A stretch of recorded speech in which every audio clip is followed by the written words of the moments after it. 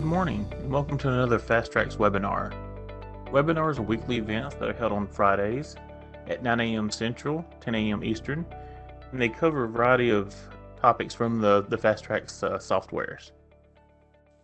In order to get to the webinars, you can go to our website at goftx.com. Then if you'll navigate over to the FTx Lifeline link, click on it. Once that opens up, you're going to scroll about halfway down the page to the FTx webinar section. Click on it. And once it opens, it'll bring you to the page where you can register for the upcoming webinars. You're able to view previous recordings. And if you sign up for the newsletter, you can get notified of upcoming webinars and other FTx news. So let's get started. Today we're going to be doing Prebooks in the warehouse program. So what are Prebooks? Prebooks is a way that you can force merchandise out of your warehouse. It could be a new item that's come in that you're wanting to send out to stores. It could be merchandise that's getting near its expiration date and you want to get it out of the warehouse to where it can be sold rather than having to mark it as damaged. So to get to Prebooks, we're going to go to Inventory.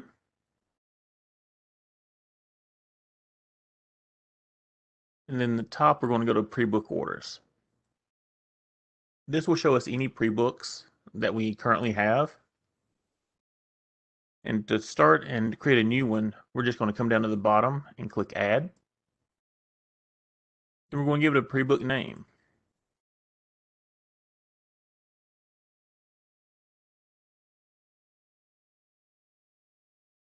We'll just call this one Cigarette Prebook. We set our starting date. By default, it's going to be today, but we can actually set this for the future dates if we wanted to. Then we have our options. Is reoccurring for all accounts? What that means is that this prebook will be added to every order that comes in. Whether the store orders it or not, these items will be put onto that order. Generally, a prebook is a one-time thing. So you put your accounts in here, an order comes in, that prebook gets put onto that order, and after that, it's done. It does not get added to that particular account any longer. If we mark it as reoccurring for all accounts, then every order that comes through will be getting the prebook put on it. We can restrict who picks the prebook. We can have it create a separate order. Instead of being placed onto an order that comes in, we can create a separate order that is a prebook order. So the store sends in an order, we'll still add a prebook to it. It's just going to be a separate order and be kept separate from the original order. And if you're doing orders by pick groups, if you're having those separated into pick groups, we can add the prebook to the orders based off of pick groups as well. We can put notes in here if we want to put any notes for the prebook. But once we have the name and the start date, we can hit save. So we can see we have a prebook name, our start date. We can see that it's not reoccurring, it's not separate orders, and it's not on pick groups. The next step is going to be adding items to the prebook. So what is going to be put onto these orders? So if I come down to the bottom, I have items in prebook. I would come to the bottom right and do add item to prebook. And then I just search for my number. So I pull up this item number. It's a basic cigarette. Then I put in my sale quantity. Is it 1, 2, 5? I want to put in 2. So that means anytime this prebook is triggered, it's going to add 2 of these basic cigarettes to the order. We have an option to set up to use tiers. If we're using tiers, we based it off of the quantity on that tier. So tier 1 may get 1, tier 2 is 2, and so forth.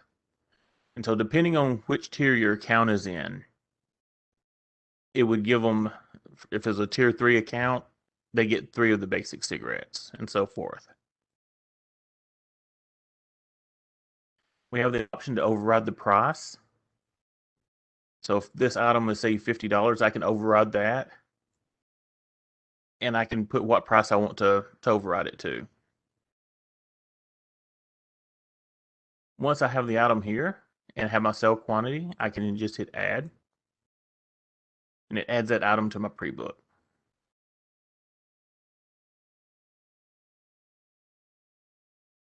That's one way that we can add items to the pre-book.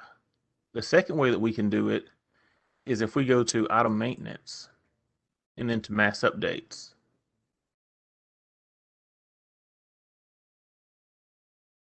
So since my pre-book was for cigarettes, I'm going to filter by my cigarettes. And I am going to go to utilities. And here on the bottom, right in the middle, we have add to pre-book. We select our pre-book, put our sell quantity, and just hit add. So it added those items to the pre-book.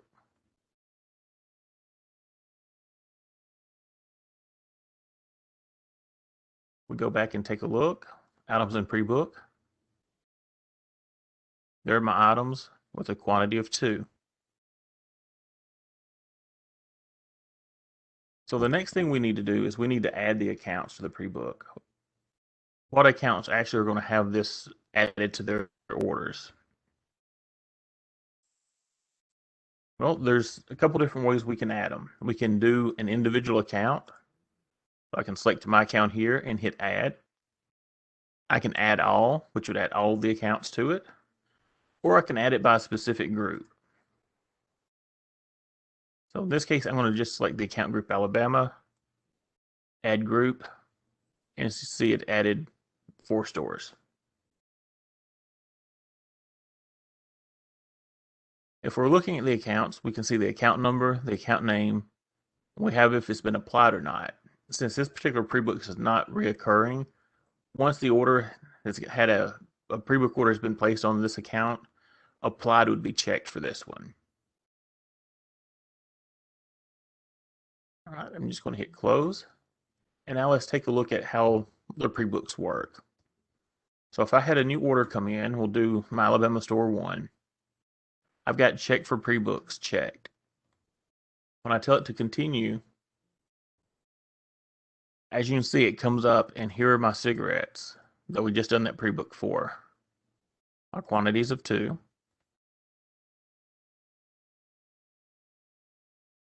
So if I just close out of that, and if we go back to our pre-books, my cigarette pre-book, and look at accounts, you can see that the Alabama store 1 has already been applied. So if we go back and we do one more order for the same account, we're still going to check for pre-books.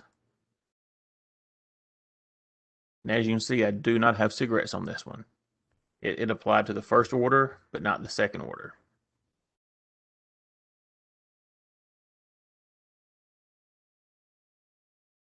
Now, if this one had have been set up as is reoccurring, then every order would have had those cigarettes placed on it.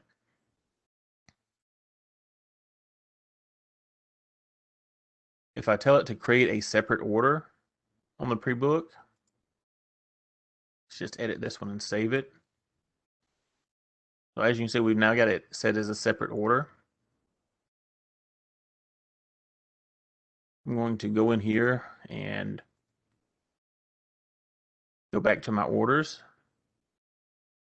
And you see my last order number is 3078. So I'm going to do a new one. I'm going to select a different account this time. Still checking for pre-books. But as you can see, I do not have cigars on or cigarettes on this one. I'm going to go ahead and add an item.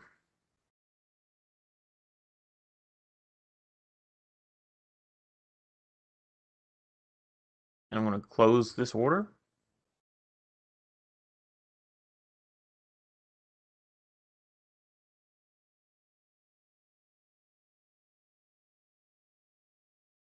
And what that's going to do is that's going to create a separate prebook for me.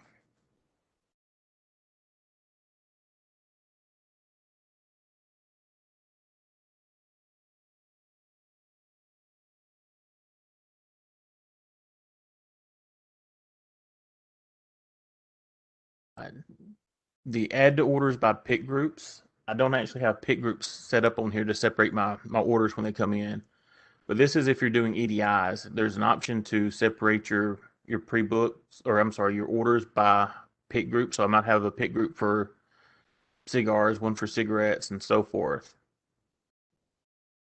So what that would do is when an order comes in, it separates the cigarettes to one order. Those items that are cigarettes in the pre-book will be added to that cigarette order, but not to cigars or anything OTP, just to cigarettes. And as I mentioned before, it's generally just a one-time thing, but we can look at the grid here and see if it's reoccurring or not, if it's going to happen every time we have an order or if it's just one time. And if you're not sure if the pre-book has been triggered or not, we can always look at the accounts and pre-books, and that'll tell us if those were added to an order or not. So as you can see on my store 2, it tells me that order number 3080 had this pre-book applied to it.